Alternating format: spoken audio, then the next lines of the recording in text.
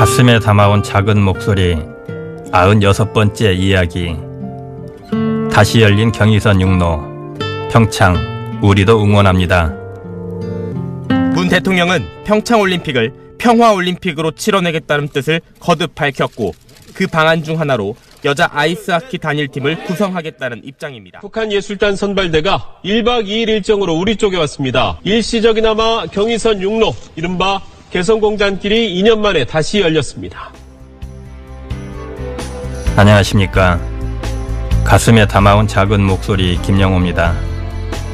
남북 단일팀이 꾸려지고 북한 예술단의 공연이 서울과 강릉에서 펼쳐지는 평창 동계올림픽이 드디어 오늘 개막합니다. 이번 평창 동계올림픽에서 남과 북의 하늘과 바다 그리고 땅이 실로 오랜만에 활짝 열렸는데요. 스키 선수팀은 비행기를, 북한 예술단원은 배를, 사전조사단은 경의선 육로를 타고 남과 북을 오갔습니다. 개성공단에서 의류 공장을 했던 일성레프츠 이은행 대표는 이 모습을 보며 누구보다 마음이 뜨거웠는데요. 여기서 6시 반쯤 가면은 7시 한 40분 이렇게 도착을 해요. 1시간 한 15분 전후하고 보시면 돼요. 우리 도라산까지만. 도라산에서 공단까지 들어가는데 그냥 다이렉트로 간다 그러면 한 17분? 여기서 여기까지는 사무동, 여기서 여기까지는 여자들 목욕탕, 여기서 여기까지는 식당, 여기서 여기까지는 우리 주재원, 숙소. 우리가 사용하던 차량 모태 다 그대로 있는 거죠.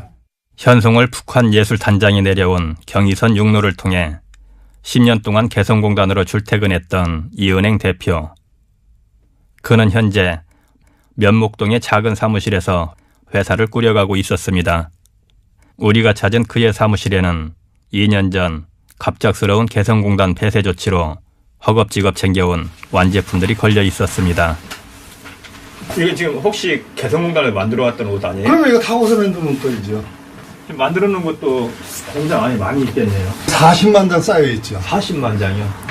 명절을 지내고 이제 출하를 하려고 우리만 해도 어마어마하게 쌓였어요. 완제품이. 근데 9시부터 오후 5시까지 8시간 딱 주는데 거기 있던 그 구정 당직자 1명, 여기서 1명, 그 다음에 기사 1명, 3명이 가가지고 5톤 차에다 죽어라고 실어봐야 얼마나 쉽겠어요. 밥도 못 먹거든. 그러다 보니까는 그냥 맨몸으로 입은 옷만 떨렁떨렁 입고 온 거죠. 공장에서 짐을 챙길 수 있었던 시간은 단 8시간. 2016년 2월 10일 박근혜 전 대통령은 일방적인 구도 지시로 개성공단을 닫습니다.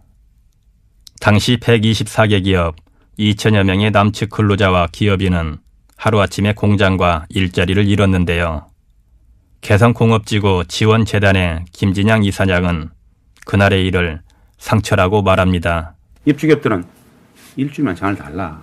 정부는 안 된다 그래요. 다시 입주기업들이 또 호소합니다. 절절하게 요구를 해요. 그러면 일주일이 길다면 3일만 달라 그래요. 눈물 호소해요. 3일만 달라. 그곳에는 내 모든 것들이 있다. 전 재산을 거기에 다 투자한 사람들이잖아요. 그럴 줄 알았으면은 3일만 언지를 더 일찍 줬었더라도 고가의 장비, 고가의 원부자재, 완제품, 폐물, 여러 많은 최소한 기업의 14년 역사를 기록한 서류들만이라도 좀 갖고 나와야 되지 않겠습니까? 3일도 시간을 안 줘요. 그러면서 이미 결정이 났기 때문에 협조를 해달라. 그게 끝이에요. 그때서야 기업들은 난리가 나죠. 울며 불며 이럴 수가 있느냐. 국가가 우리를 버렸다. 그리고 오후 5시에 언론에 발표가 됐어요. 그게 상처예요. 상처. 속이 문드러지는 거. 하지만 2년이 지난 오늘도 별다른 대책이 없기는 마찬가지입니다. 그날 하루만이었을까요? 생각해보면 지난 2년간 그런 거예요. 그래서 공단 입주기업 분들은 말입니다. 많이 아팠어요. 대부분 아파요. 왜냐? 속이 상하기 때문에. 나오고 나서 들어놓은 사람들도 많죠. 다 포기를 해야 되니까. 한 1년 지났을 때 대부분 다 병원 다니고 있더라고요. 그게 참 웃기는 거가 시화공단에다가 공장 털을 주니까 거기가 하라는 거야. 자, 돈 있어요? 자, 털을 준다고 봅시다. 월세를 내야 되는데 월세를 뭘로 내요? 공장을 가동을 해야죠.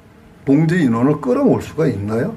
두 번째는 여기에서 그렇게 비싼 제품을 브랜드가 구매를 할까요? 발주서를 주고? 이건 이치에 안 맞는 거예요. 그 지옥 같은 그 생활을 밤에 잠을 자요? 못 자요. 아직도 나는 거실에서 잡니다. 아직도요. 총 피해액 1조 5천억 원, 정부 보상액은 단 5천억 원, 7,700여 개의 협력업체에게도 피해를 줄 수밖에 없는 상황. 가장 가슴 아픈 것은 가족 같은 직원을 챙기지 못했다는 겁니다. 여기서 결혼해가지고 애가 26살 먹은 애 그 집도 있고 그러니까 그 딸내미나 아들내미가 전부 나를 다 알죠. 한 10년 이상 되면은 그 직원들도 그 마음이 굉장히 심지가 굳은 사람 아니에요? 어떻게 보면 젊음을 요구해서 다 불살른 사람들인데.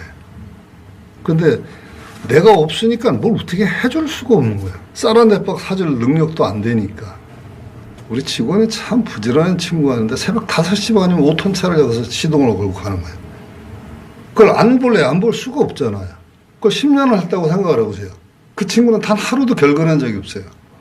그런 사람들을 전해보낸 거예요. 개성공단에 가서 10년 근무하고 나오니까 일자리도 없어. 갈 데도 없어. 먹고 살 길 막막해. 개성공단의 SD 코퍼레이션에서 근무했던 근로자 신윤순 씨도 막막한 현실을 토로했는데요. 현재 직원들이 그 개성에 근무하던 사람들이 아직도 이제 자리를 못 잡고 이제 노가다나 내지는 이제 일당 같은데 찾아다니는데 사람이 거의 한 3분의 1 정도는 지금 현재. 그 다음에 이제 일용직으로 거의 다니는 사람이 한 3분의 1. 그 나머지 이제 직장생활 정상적으로 한 사람들이 약 한 3분의 1 정도. 그런데 지난 1월 9일 입주기업과 근로자에게 새로운 기대가 움트기 시작했습니다. 민심과 대세가 합쳐지면 촌심이라고 했습니다. 이 촌심에 받들려서 오늘 이 북남 보육국 회담이 마련됐다고 저는 생각하고 있습니다. 우리 민심은 우리 남북관계가 화해와 평화로 나가야 한다는 강한 열망을 갖고 있다는 것도 저희가 분명하게 잘 알고 있습니다. 개성공단 입주 기업과 근로자들은 새벽부터 임진각 통일대교를 찾아 성공적인 회담을 응원했습니다. 그날 새벽에 입주기업 여러 대표님들이 임진각 그 통일대교에 나가가지고 응원을 했어요. 새벽에 나가서 6시 반쯤 모여가지고 현수막 문구가 뭐냐면 남북 고위급 회담의 성공을 기원합니다. 얼굴이 색이 달라요. 진짜 뭔가 될 거다라는 분명한 확신 같은 희망을 보이더라는 것이죠. 그래서 얼굴들이 지금은 밝아졌어요. 개성공단 재가동 시 재입주 의향 95%. 심지어 개성공단 입주 기업 중 38%는 아무런 상황 고려 없이 무조건 재입주할 것이라고 밝혔는데요. 그렇다면 도대체 개성은 이들에게 어떤 의미일까요? 90년대 중반부터 우리가 북측을 계속 설득을 했습니다. 경제협력을 하자. 왜 했느냐? 중국의 고도 경제 성장 속에서 우리 대한민국의 경제가 계속 추월 당하고 있었어요. 가장 먼저 노동 집약적인 산업들이 다 추월 당했어요. 그래서 한국 경제의 미래적 성장 동력을 찾다 보니까는 중국보다 더 큰 경쟁력을 담보할 수 있는 곳은 북측 아니냐. 북측 근로자들의 한 달 임금 2004년도 기준으로 50불이었습니다. 5만 원. 여기에 2004년 기준으로 연장, 야간, 특근을 다 해서 그들이 실질적으로 받아갔던 한 달 임금이 얼마냐? 7만 원입니다. 아침에 자재를 실어보내면 내일 저녁이면 출고하는 차에 그 완제품 실려 나와 납품을 합니다. 지금 그런 시스템을 가지고 있는 데가 서울서 부산도 안 돼요. 그래서 개성 문을 닫고 이렇게 보니까 인프라 시설만 해둔다면 우리나라 기업이 경제 활로가 터질 수 있는 것은 그것밖에 없지 않느냐. 그런 생각을 하게 되더라고요. 스톱된 상태에서 뒤돌아보니까 저기밖에 없다. 인건비 걱정 없이 중소기업도 사업할 수 있는 곳. 침체된 우리나라 경제에 활로가 될 수 있는 곳. 무엇보다 이들은 개성공단 안에서 매일매일 작은 통일이 이루어졌다고 했는데요. 근데 개성에서 직접 생활하면서 그 다름들을 마주하면서 몰랐기 때문에 오해하고 오해했기 때문에 손가락질하고 비난했던 것을 같이 생활해 보니까 오해가 자연스럽게 이해가 돼요. 나도 모르게 신압으로 이미 평화들이 발현, 축적되어지고 있더라. 그래서 개성공단을 보면 매일매일 작은 통일이 이루어지는 기적의 공단이라는 말들이 그 평화의 가치로서 얘기를 하는 겁니다. 방사포 천여 기가 그 개성공단 100만 평 내에 있었다는 겁니다. 그게 19km인가 25km를 뒤로 뺐다는 거예요. 개성공단에서 서울역까지가 59km인가 그렇대요. 그런데 그 방사포는 사거리 안에 들어온다는 거예요, 서울이. 그렇게 있으면서 그 방사포가 그만큼 빠진 것만 해도 안전지대였고,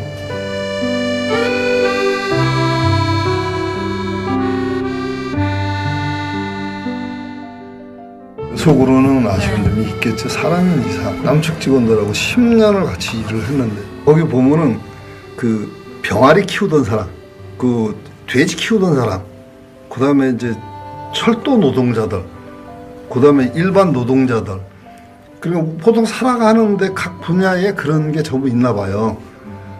전기 기술자를 보내달라 그러니까 전기 기술자를 보내주더라고요. 김책공대 기계공학과 나온 사람을 보내는 거예요. 우리나라 같은 포항공대 같은. 어? 그러니까 그 사람들하고 이렇게 얘기를 이렇게 들어보면요, 정말 우리한테 꼴릴 게 하나도 없어요.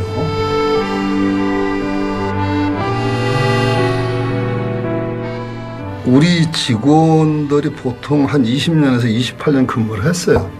개성공단 다시 돌아가면 들어와라.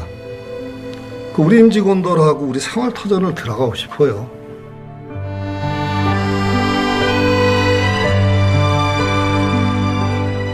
경제 활로를 찾아 개성공단을 찾았던 우리네 중소기업들.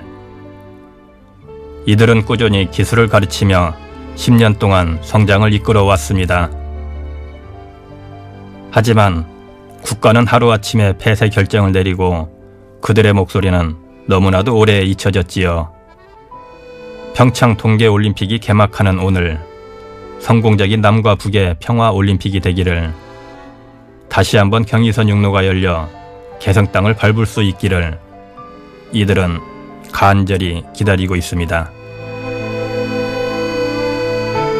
가슴에 담아온 작은 목소리, 96번째 이야기.